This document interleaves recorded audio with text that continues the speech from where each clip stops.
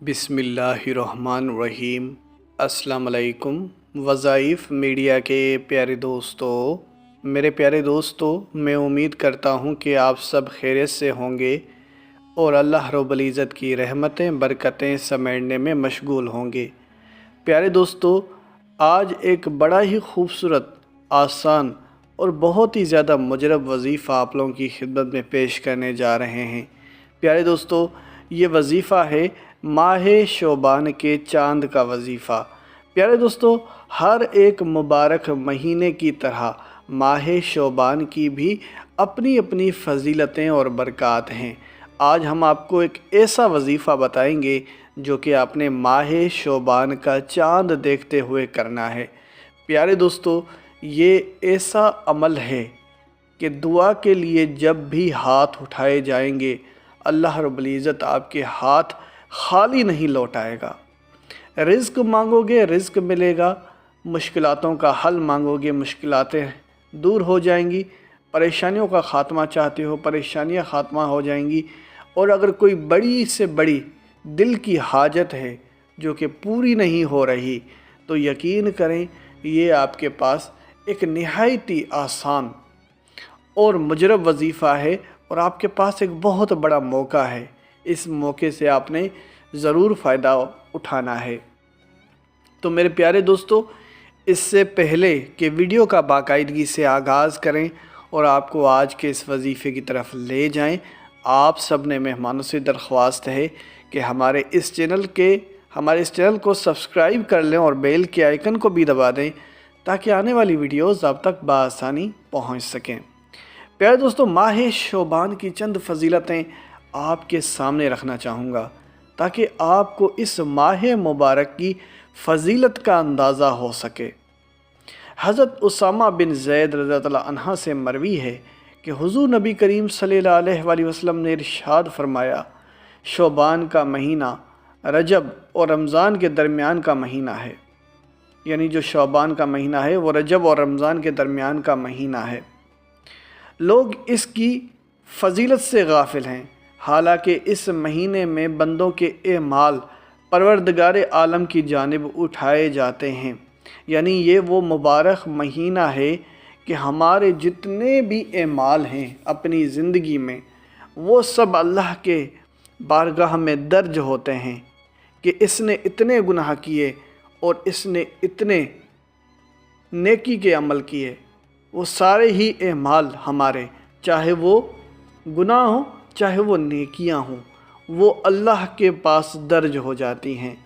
इसीलिए इस माह शोबान के महीने में हम अपने गुनाहों की बख्शिश सबसे ज़्यादा मांग रहे होते हैं और हर किसी को हम मैसेजेस के ज़रिए और सोशल मीडिया के ज़रिए लोगों को कह रहे होते हैं कि हमसे जो भी गुनाह हुए हैं वो माफ़ कर दें।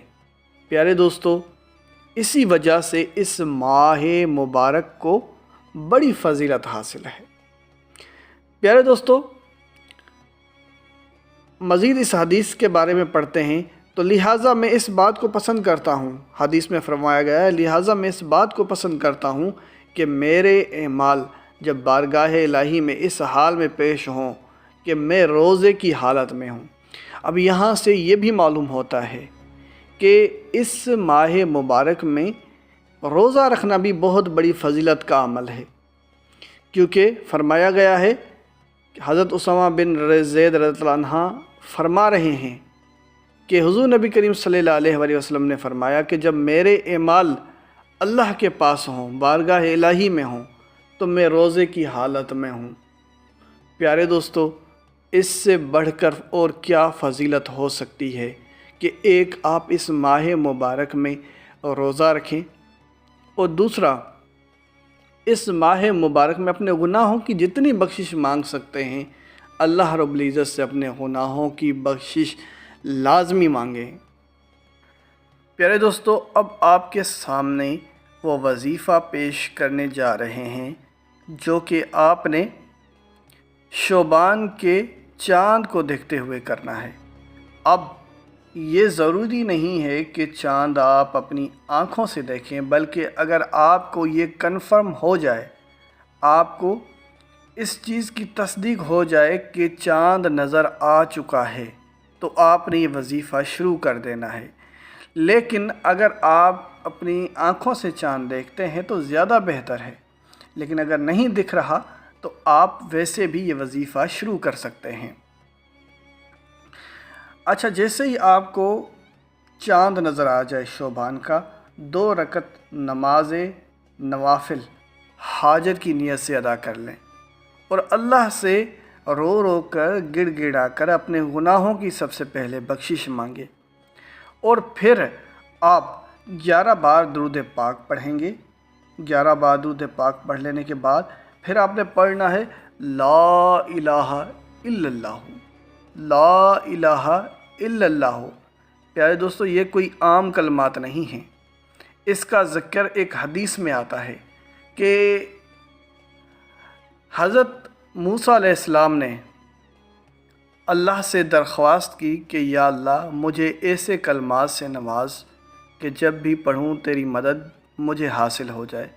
اللہ رب العزت نے فرمایا موسیٰ لا الہ الا اللہ پڑھا کرو۔ حضرت موسیٰ علیہ السلام جب میں پڑھ گئے اور حضرت موسیٰ علیہ السلام اللہ سے فرمانے لگے یا اللہ، میں نے تم سے خاص کلمات مانگے تھے، میں تیرا خاص بندہ ہوں، لا الہ الا اللہ تو تیرے سارے ہی بندے پڑھتے ہیں، تو مجھے کوئی خاص کلمات سے نواز۔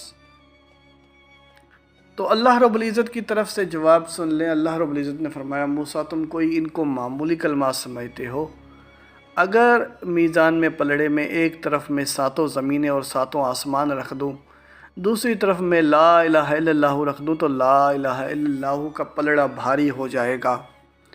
پیارے دوستو، لا الہ الا اللہ حضرت موسیٰ علیہ السلام کی دعا بھی کہلائی جاتی ہے۔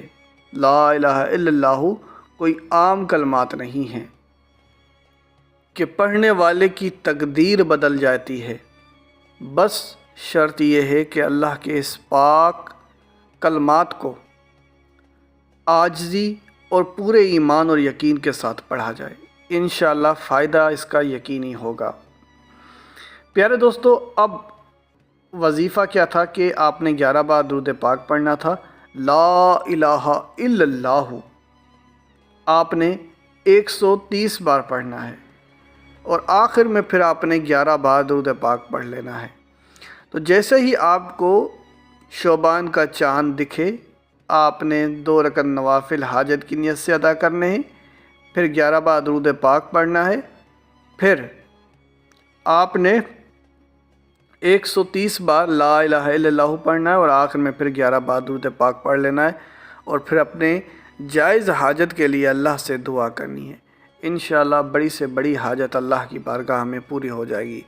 اسی کے ساتھ اجازت چاہوں گا، اپنا بہت سارا خیال رکھیں۔ اللہ حافظ۔